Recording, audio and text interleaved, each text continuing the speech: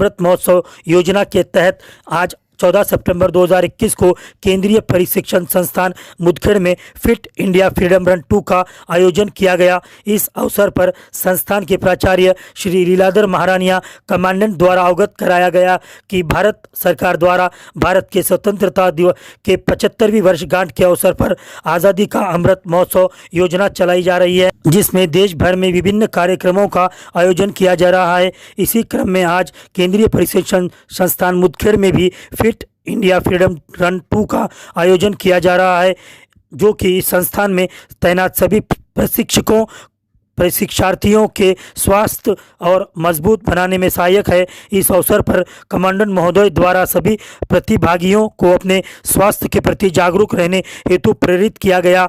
साथ ही अनुरोध किया गया कि स्वस्थ रहना प्रत्येक मनुष्य का नैतिक कर्तव्य है। प्रत्येक मनुष्य को यूँ अपने परिवार को स्वस्थ रखकर देश की प्रगति में सहायक बन सकता है, यूँ अपनी आर्थिक स्थिति को भी मजबूत कर सकता है। इस अवसर पर संस्थान के प्राचार्य श्री लीलाधर महारानिया, कमांडेंट मुख्य चिकित्सा अधिकारी श्री लॉरेंस बांडो, श्री पुरुषोत्तम जोशी उप कमांडेंट, श्री दीपक कुमार उप कमांडेंट, श्री ब्रजमोहन राठौड़ उप कमांडेंट, श्री जैकी कुमार सहायक कमांडेंट, श्री रूपेश कुमार सहायक कमांडेंट, श्री पुरुषोत्तम राजगढ़ सहायक कमांडेंट निरीक्षक, निर्मल केटकटा निरीक्षक PS पाटिल एवं अन्य अधीनस्थ अधिकारीगण जवान संस्थान के प्रशिक्षणरत बिहार पुलिस की महिला कमांडेंट दस्ता प्रशिक्षक एवं प्रशिक्षु उपस्थित थे। मुदखेड़ से अब्दुल रज़ाक की खास रिपोर्ट।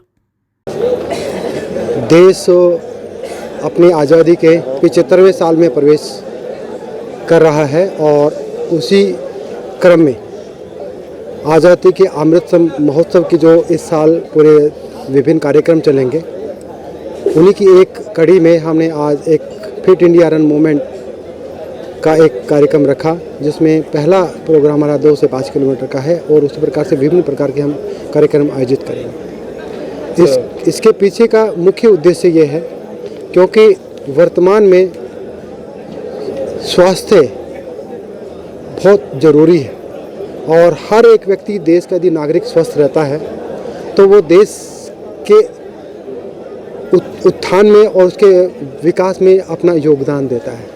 पर जिस देश के नागरिक यदि शारीरिक रूप से कमज़ोर होते हैं तो वहाँ की आर्थिक परिस्थितियाँ कमज़ोर होती हैं और देश की प्रगति में बाधक बनते हैं। तो उसी प्रकार से भारत सरकार ने जो निर्णय लिए हैं आज़ादी के अमृत महोत्सव में कि फिट इंडिया रन मूवमेंट के हम कैसे अपने आप को शारीरिक रूप से स्वस्थ रखें, मानसिक रूप से स्वस्थ रखें, और इसी को मद्देनज़र रखते हुए आज की ये फिट इंडिया रन का दौड़ का आयोजन किया गया था। और इस प्रकार के दौड़ के मुख्य उद्देश्य यही है कि हम अपने आप में और पूरे जनता में ये संदेश फैलाना चाहते हैं कि स्वास्थ्य ही सबसे बड़ा धन है।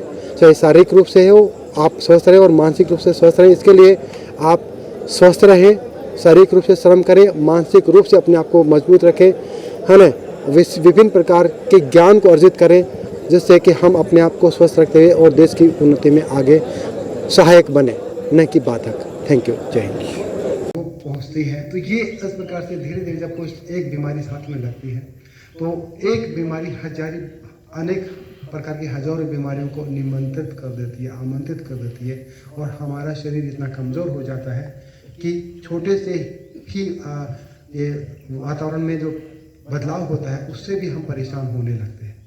इसका मेन कारण यही है कि हम शारीरिक रूप से हम एक्सरसाइज या व्यायाम नहीं करते हैं, एक्टिविटीज़ नहीं करते हैं, साथ ही हम मानसिक रूप से ज़्यादा परेशान हैं। हम इतना सोचते हैं कि जिनका कोई आधार नहीं होता।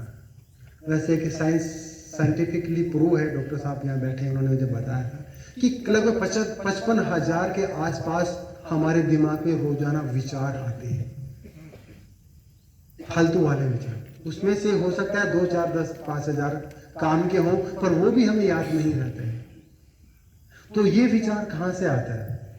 ये वहाँ से आते हैं कि हम कहीं ना कहीं मानसिक रूप से कमज़ोर हैं। हमें अपने आप पर, अपने शरीर पर और अपने मन पर नियंत्रण नहीं है और वहाँ से ये विचार शुरुआत होती है।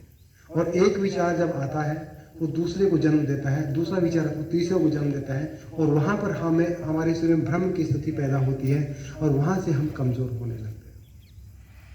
तो सबसे बड़ी बात है, मैं आपसे यही कहूँगा कि कुछ भी हो जाए, कि कहते हैं कि जीवन स्वास्थ्य से बड़ी कोई नेमत नहीं है, इससे बड़ा कोई धन नहीं है। यदि हमने इसको सुरक्षित रखा है तो आप धन कमा सकते हैं, चाहे जितना कमा सकते हैं, पर यदि आपने जितना धन कमाया है आपने अपने शरीर का ध्यान नहीं रखा तो किसी काम का नहीं है, वो बेकार जाएगा।